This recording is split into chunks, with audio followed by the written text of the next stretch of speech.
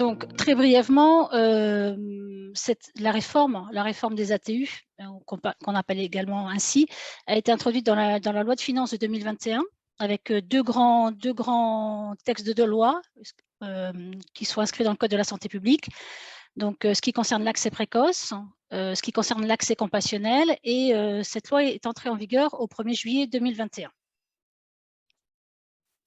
Donc, en gros, on a d'un côté l'accès compassionnel qui concerne des médicaments qui ne sont pas autorisés, donc sans AMM en France, pour lequel il n'y a pas de développement et pas de démarche en vue d'une AMM par les laboratoires. Et dans ce cadre-là, nous avons les autorisations d'accès compassionnel qui correspondent aux anciennes ATU nominatives, ainsi que les cadres de prescription compassionnelle qui correspondent aux anciennes RTU. De l'autre bord, nous avons l'accès précoce, donc qui concerne des médicaments qui ont vocation à être commercialisés dans une indication, des médicaments présumés innovants et pour lesquels on dispose de données cliniques. Et ces autorisations d'accès précoce, donc qui seront autorisées soit en amont de l'AMM, soit en aval de l'AMM, sont désormais sous l'égide de la HAS.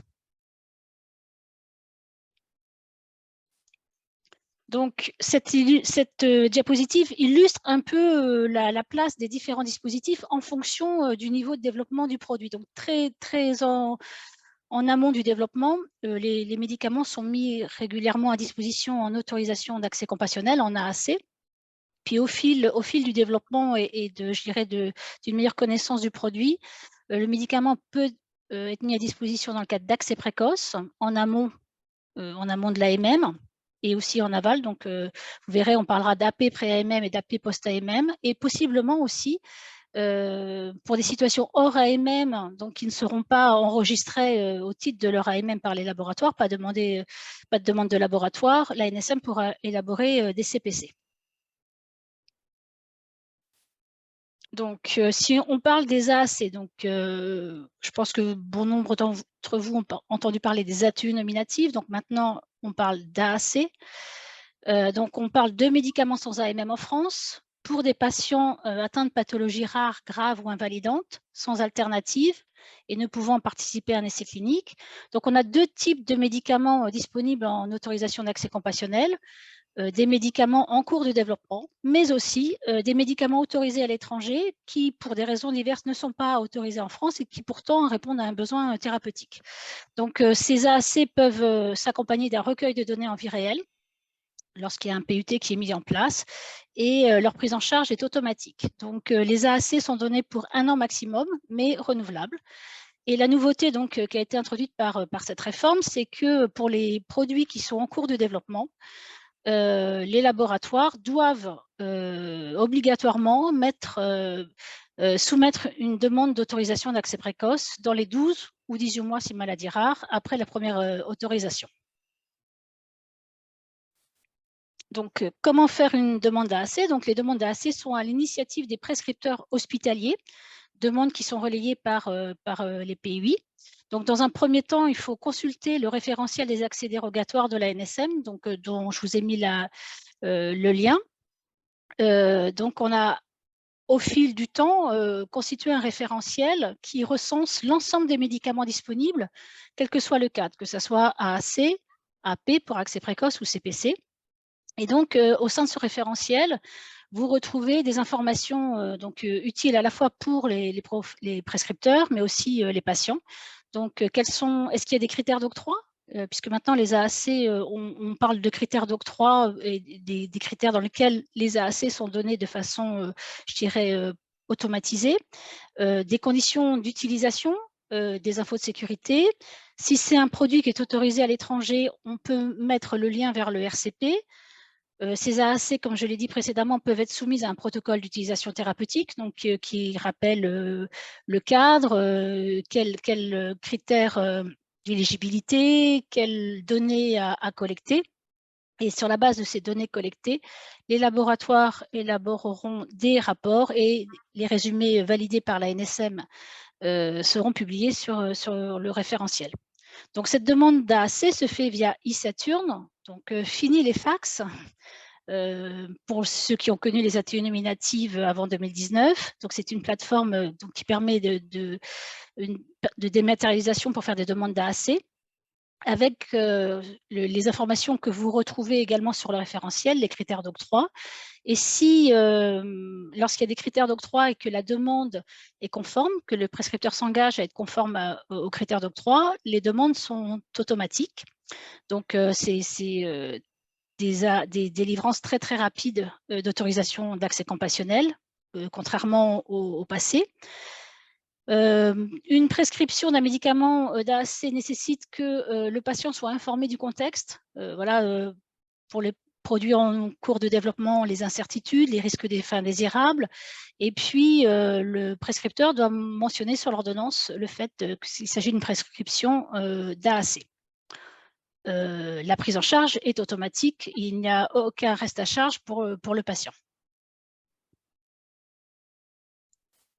Donc, cette slide, très rapidement, pour vous montrer ce à quoi ressemble le référentiel des accès dérogatoires. Donc, ce référentiel, il a évolué au fil du temps. Autrefois, on avait des sections en fonction du statut. Maintenant, quel que soit le statut, on a un point d'entrée qui est la spécialité pharmaceutique et la DCI.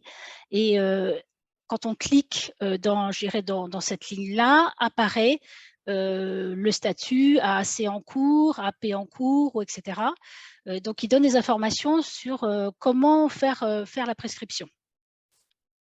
Donc là, j'ai illustré un produit donc, qui fait l'objet d'AAC en neurologie, donc le rosanolixizumab, qui est un produit développé dans la myasthénie auto-immune.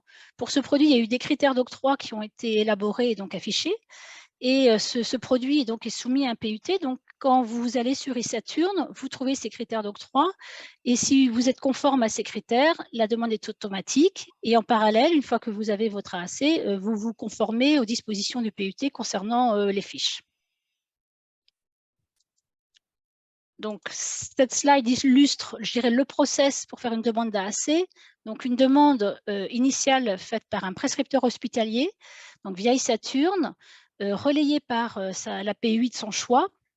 Et une fois que la PUI a transmis la demande auprès de la NSM, celle-ci rend sa décision.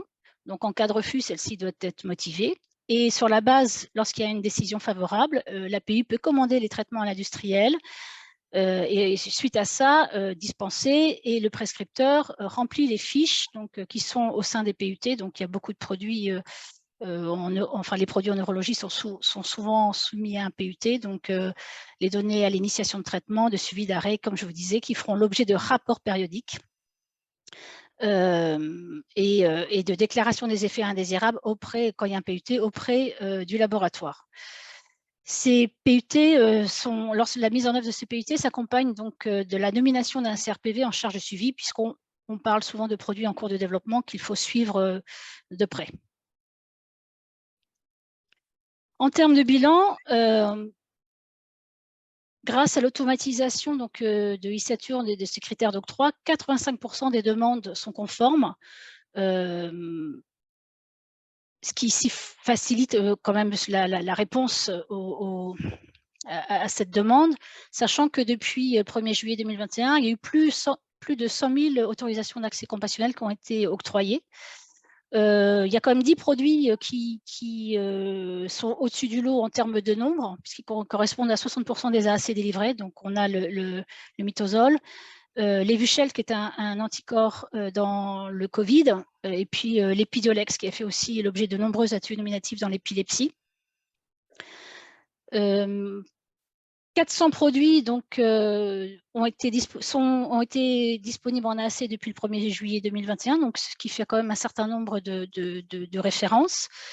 Il faut savoir que parfois, le produit peut faire l'objet d'un refus par les laboratoires, notamment s'il y a un développement en cours et que le laboratoire ne veut pas s'engager dans l'accès précoce. La NSM ne peut pas ouvrir d'AAC pour ce produit. Donc, plusieurs motifs à cela. Le laboratoire peut considérer que le produit ne sera pas considéré innovant. Donc, d'emblée, il se dit « je n'irai pas à l'accès précoce », mais de fait, il y a un impact sur la disposition en AAC. Tout simplement, il n'a pas de produit parce que ça peut être un début de développement et il n'y a pas la production conséquente, ou alors il ne veut pas compromettre dans un cadre d'AAC son produit et donc il ne donne le produit que dans le cadre d'essais cliniques. Et puis parfois, voilà, quand il s'agit de produits à l'étranger, on peut avoir des difficultés à se faire comprendre, enfin à faire comprendre le dispositif auprès de ces laboratoires étrangers. Les AAC peuvent prendre fin, ça arrive, notamment celles qui sont en cours de développement et qui ont fait l'objet d'une AMM. Donc, la mise à disposition en AAC s'arrête, et ce, quelle que soit l'indication. C'est pour ça que parfois, on reçoit des demandes d'AAC dans des situations dites hors AMM qui par le passé, étaient, je dirais, ouvertes dans cette situation, mais une fois que le produit est à l'AMM, la loi nous impose d'arrêter les AAC. Les AAC aussi, les médicaments en AAC donc, peuvent aussi faire l'objet d'un arrêt de développement parce que les résultats n'ont pas été concluants, et donc de ce fait, le laboratoire arrête la mise à disposition de son produit. On peut aussi avoir, quand il s'agit de produits à l'étranger, de vieux produits, des arrêts de commercialisation qui fait que le produit non plus, à un moment, n'est plus disponible. Et également, on peut avoir des refus d'accès précoce qui ont un impact donc sur les AAC en cours. Ça, c'est une nouveauté de la réforme. Donc, en termes de problématiques, parce qu'il en existe, on a fait des ateliers donc, à la fois avec les professionnels de santé et aussi les pharmaciens hospitaliers en novembre dernier. On a eu quand même des remontées de difficultés sur le terrain, notamment des étiquetages. On voit que les étiquetages sont parfois très, très hétérogènes, parfois dans des langues étrangères, donc, voire des noms de code, donc difficiles à être compris, je dirais, notamment des patients.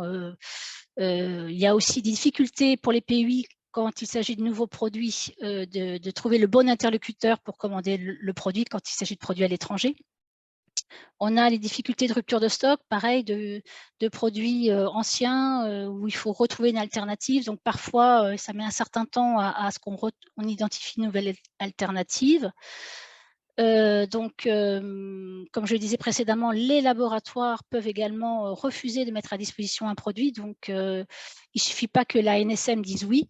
C'est le laboratoire qui est maître, je dirais, de son produit et qui peut refuser de le mettre à disposition. Et enfin, une grande difficulté rencontrée, c'est la collecte de données via les plateformes, qui sera aussi développée dans le cadre des accès précoces, qui sont très compliquées d'accès, qui prennent du temps. Enfin, voilà, c'est une plainte remontée par les PUI lors du dernier RETEX. Enfin, concernant les autorisations d'accès compassionnel, donc la fameuse plateforme e-Saturn qui est mise en place depuis 2019, 2020, va évoluer donc, vers une V3 qui sera de fait, qui permettra de fait un accès plus simple et qui permettra aussi une connexion ICPS, ce qui devrait faciliter en théorie la connexion. La recherche sera facilitée, donc on pourra faire des recherches par indication, par DCI, ce qu'on ne pouvait pas faire aujourd'hui. Il y a des notifications que les utilisateurs pourront programmer, comme par exemple mettre une notification pour les renouvellements, pour faire le renouvellement en temps et en heure. Il y a un système de manette aussi qui permettra de faire les actions rapides, c'est-à-dire ce qui est en attente et à la fois de la PUI ou en brouillon, etc. Et enfin, voilà, cette nouvelle version devrait donc faciliter le pilotage des dossiers de part et d'autre, côté professionnel, mais aussi côté ANSM. Donc voilà pour les AAC. Donc maintenant, je vais vous exposer donc les CPC, donc qui s'appelaient les RTU précédemment. Donc, voilà, les CPC, pareil, sont inscrits dans le Code de la santé publique avec, suite à la LFSS de 2021, mais le décret n'est paru qu'en 2022. Donc, il y a eu un petit retard, je dirais, au démarrage par rapport au reste. Donc, l'objectif des CPC, hein, c'est de sécuriser la prescription d'un médicament non conforme à son AMM, donc dans la même population que les AAC, c'est-à-dire patients atteints de pathologies rares, graves ou invalidantes, sans alternative et ne pouvant participer à un essai clinique. Donc là, on parle de médicaments avec AMM, mais le CPC couvre une situation hors AMM et il s'accompagne d'un protocole d'utilisation thérapeutique avec ou sans collecte de données selon, je dirais, le niveau de connaissance qu'on a sur ce produit.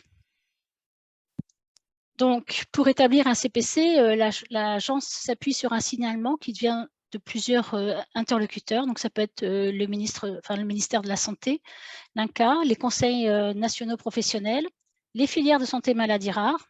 La NSM peut s'autosaisir. Et donc, ces signalements sont censés permettre à NSM d'apprécier l'opportunité d'établir un CPC, donc sur la base de données scientifiques, une argumentation, quel est l'état des lieux des pratiques, est-ce que c'est consensuel, est-ce qu'il y a des recommandations. Donc, il va y avoir très prochainement sur le site de la NSM la liste d'infos à fournir pour signaler, je dirais, une situation hors AMM qui pourrait faire l'objet d'un CPC. Donc, c'est une décision, c'est l'ANSM seule qui élabore un CPC, donc qui est élaboré pour 3 ans maximum, renouvelable. Et une fois que le CPC est élaboré, il est publié sur le référentiel. Et donc, si un de vos produits est sur ce référentiel avec le statut de CPC, vous pouvez prescrire ce produit en mentionnant sur l'ordonnance que cette prescription se fait dans le cadre d'un CPC. Encore une fois, la prise en charge est automatique et ça, la réforme a introduit une simplification, c'est-à-dire que dès que la NSM élabore un CPC, la prise en charge est actée et il n'y a plus besoin d'un avis de la HAS et d'un arrêté de prise en charge qu'il y avait par le passé. Donc, depuis le 1er juillet 2021, il y a eu 4 nouveaux CPC établis.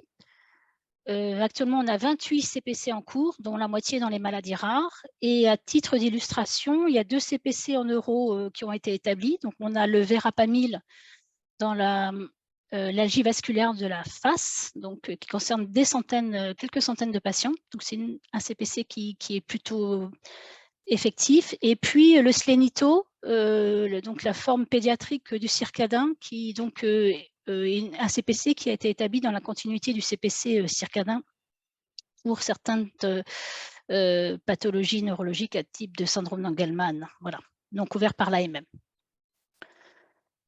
Bon, encore une fois, il y a aussi également des difficultés autour des CPC, notamment pour les médecins de ville qui ne connaissent pas, qui ne sont pas forcément la cible première des CPC, qui ne connaissent pas bien le dispositif. Et des conventions, donc la convention qui a été prévue pour la collecte de données, pour l'instant, ne les a pas inclus. Pareil, des difficultés de connexion aux plateformes laboratoires, des fiches de suivi incomplètes. Donc, il y a, comme je le disais, un besoin de pédagogie, notamment en ville, pour justement auprès des médecins et des pharmaciens pour faciliter cette prise en charge. Et le dispositif du CPC s'adresse à une cohorte de patients et est différent du dispositif d'AAC nominatif. Le CPC, c'est fait c'est pour couvrir une situation en AMM dans un groupe de patients et pas pour permettre la prise en charge d'un patient lambda. Donc maintenant, je vais vous présenter les AAP, donc ex-statut de cohorte par le passé. Donc, la nouveauté de la réforme, c'est que, comme je vous le disais précédemment, on a un nouvel interlocuteur qui est l'HAS et qui est désormais responsable de la décision d'accès précoce. Les attitudes de cohorte, autrefois, ça n'était que la NSM. Aujourd'hui, c'est HAS plus la NSM pour ce qui concerne les AP pré-AMM. Donc, on a 5 critères d'évaluation. Donc, le premier concerne le rapport bénéfice-risque, qui est donc du ressort de la NSM, qui donne un avis sur ce rapport bénéfice-risque. Les 4 autres critères qui sont du ressort de l'HAS, donc la caractérisation de la maladie, est-ce que le traitement peut être différé? Y a-t-il des traitements appropriés? Et le médicament est-il présumé innovant?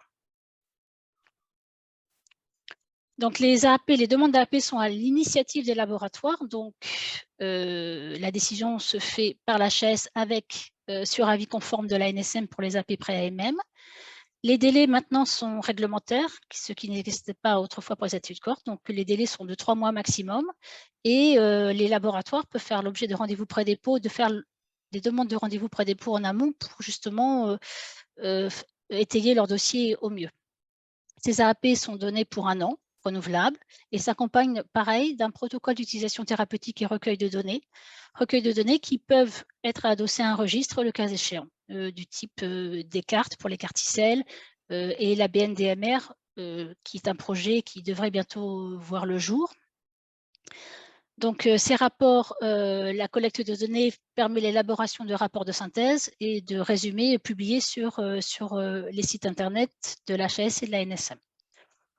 Donc, comment prescrire un médicament en AP? Donc, il faut consulter le référentiel des accès dérogatoires, ANSM ou référentiel HAS, consulter le PUT, quels sont les critères d'éligibilité. Il faut savoir que lorsqu'un produit est disponible en AAP pré-AMM, c'est-à-dire que quand le médicament n'est pas encore autorisé au titre de son AMM, si le patient n'est pas éligible à l'AP, les AAC restent possibles pour ces patients.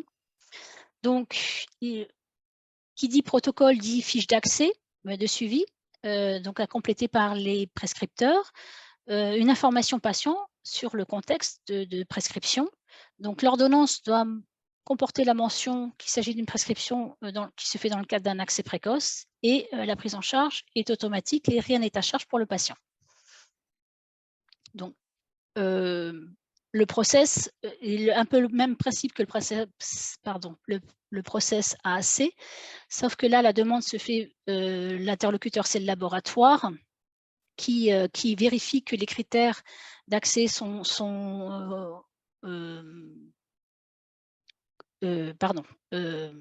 conformes. Donc, si c'est conforme, il donne l'autorisation, il dispense le produit et le prescripteur complète les fiches. Donc, en termes de bilan, depuis le 1er juillet, il y a eu plus de 203 demandes, donc, ce qui est quand même assez conséquent, donc en pré et en post, et avec une prépondérance des AP post-AMM. C'est-à-dire que le produit est autorisé au titre de son AMM, le laboratoire demande un accès précoce au titre de l'indication de l'AMM en attendant la prise en charge de droit commun. Donc, en fait, ça permet une mise à disposition en attendant les négociations au titre de l'AMM. Bon, l'idée quand même de la réforme, c'était que le médicament soit mis à disposition précocement et donc il faut quand même essayer d'inciter les laboratoires à venir plus tôt, donc en pré-AMM. Donc, il va falloir qu'on travaille avec eux pour qu'ils viennent plus tôt. En termes de décision, donc l'HAS a rendu 90 avis favorables, 21 avis défavorables. Bon, l'essentiel des avis défavorables sont sur le fait que le caractère présumé innovant n'est pas rempli. Bon, on retrouve essentiellement l'oncologie en accès précoce, mais aussi on a des accès précoces dans les maladies rares. Et puis là, les 2 dernières années, le Covid a été aussi un acteur majeur. Et je vous ai cité un exemple d'un AP en neurologie qui est le Vyvgart, également dans la myasthénie auto-immune généralisée. Les AAP ont aussi à vocation à s'arrêter, donc elles prennent fin quand le médicament a obtenu son AMM et qu'il a obtenu sa prise en charge de droit commun. Donc on a parmi les AP terminés 86% donc, qui sont passés en droit commun. Par ailleurs, les AAC peuvent prendre fin si les critères qui ont conduit à leur élaboration ne sont plus remplis, comme par exemple s'il y a une nouvelle alternative, une nouvelle alternative considérée appropriée, donc l'AP peut être arrêtée. Donc les difficultés encore, donc difficultés remontées par le terrain lors de nos rétextes, donc toujours ce gros sujet de collecte de données, chronophage, le problème d'accès aux plateformes qui sont multiples, complexes, pas toujours bien ergonomiques. Donc ça, c'est un sujet sur lequel travaille la DGOS justement pour que cet accès soit le plus facilité dans le futur. Le financement du recueil, donc normalement des conventions sont possibles. Pareil, la DGOS a mis en place un modèle de convention pour que les laboratoires signent des conventions avec les hôpitaux. Donc ça, c'est en cours, ça commence. Donc les premiers versements se sont réalisés, mais bon, il y a un délai entre, je dirais, la signature de la convention et les indemnités. Encore une fois, on nous a remonté des problèmes d'étiquetage, hein, il y a des étiquetages spécifiques pour les accès précoces qui parfois, quand un produit est en accès précoce dans plusieurs, indications, c'est un étiquetage dédié, donc ce qui est pas simple pour les pays pour la dispensation. Et puis encore, lorsque, l'HAS refuse un accès précoce, comment se passe la continuité, des patients en cours, de traitement? Ça pose une difficulté. Donc en conclusion, on voit que cette réforme quand même